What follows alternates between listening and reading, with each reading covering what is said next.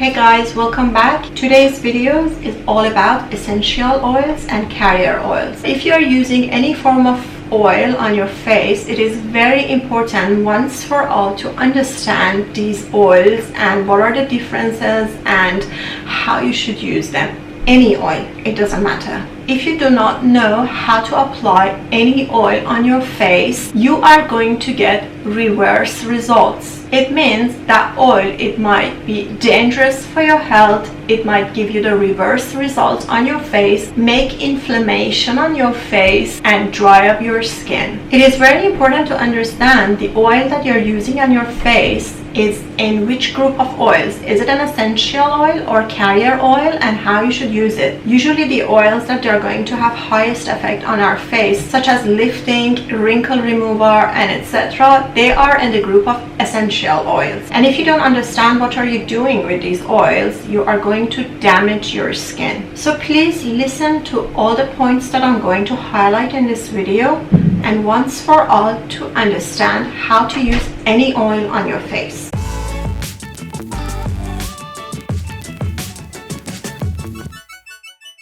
Most of the people are thinking they can just go and buy and use any form of pure and natural oil. As long as they are natural and organic, it's all good to go and they can just take it and put it on their face and get the good results out of it. They are completely wrong. You must understand what is the base of that oil you are going to use on your face, and the oil falls in which group. I want to introduce two bases of oils out in the nature which are completely different than each other. The first group is essential oils and the second groups are carrier oils. So let's find out what essential oils are and what carrier oils are. Essential oils are very powerful, concentrated and extracted from the plants and flowers. That's why you see them in a small containers, usually 15 ml, and they are very powerful. These oils, they have the ability to heal, to change skin conditions and many other things. So one drop of these essential oils can be very powerful on your body. One drop can heal someone, and one drop, if used strongly, can be dangerous for you. Usually these oils, they have a very powerful scent. If you open them, they can fill the air, and it's very important how to keep them and store them, because if you don't know how to keep them, a very tiny essential oil, which is basically more expensive, is going to expire so fast. I want to give you an example of an essential oil. As you see, it's a very tiny little container which is 15 ml, and it really doesn't make sense that you just buy this for a high price and then use it every day on your face directly, because it's going to finish. So why these essential oils are in the very tiny container, and what we can do with them if we cannot use them directly on the face? The answer is that these kinds of essential oils, they need to be diluted with some other kind of oil so that they will be ready to use on our face, body, skin, or whatever use that we want to do. Because of their power, we cannot use them directly on our face or skin. It's going to damage our skin,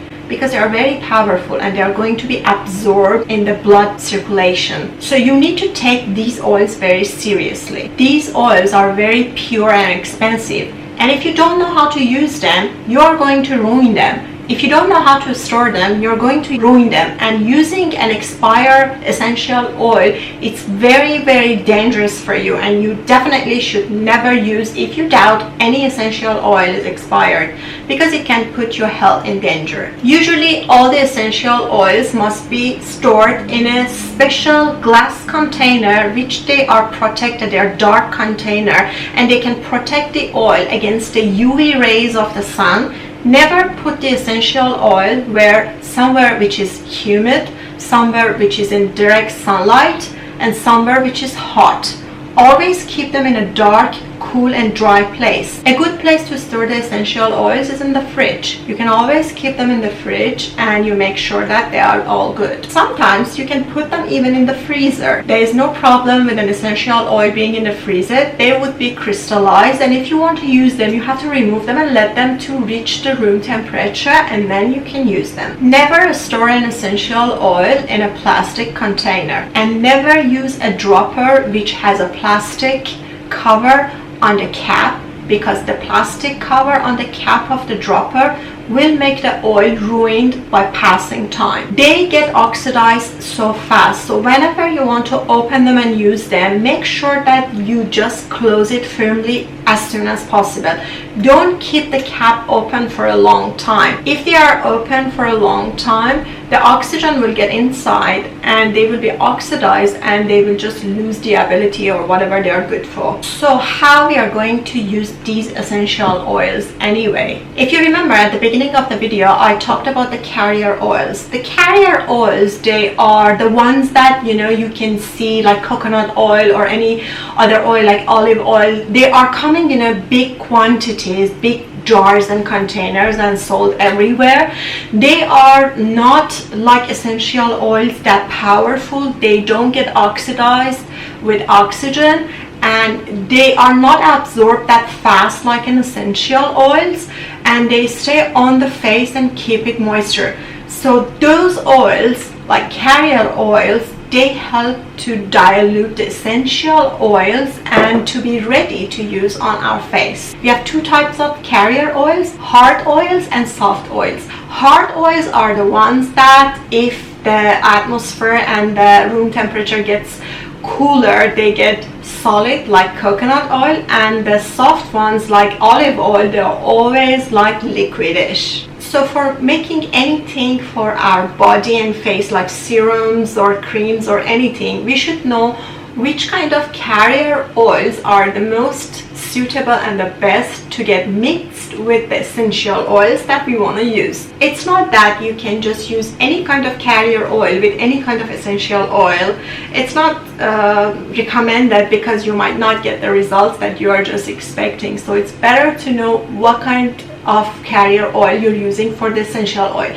I am going to teach you and tell you here in my channel, every time I'm making a serum or cream, tell you what kind of essential oils I'm using and what kind of carrier oil is the best for that essential oil. One of the most important things is that essential oils are not recommended to be used by pregnant women and the women that they are breastfeeding. They should always consult their health consultant and doctor before using any kind of essential oil. And one more important thing I need to tell you is that how we would know that our essential oil is expired and we should not use it. There are few factors that you can find out the essential oils are expired. Usually essential oils, they have expiry date of 6 months, 1 to 2 years, or even sometimes 10 years if you take good care of them. And it depends on the type of the essential oil. But these factors, like if you see your oil is not clear and if you look at them it's just foggy, that's one sign that your essential oil is expired.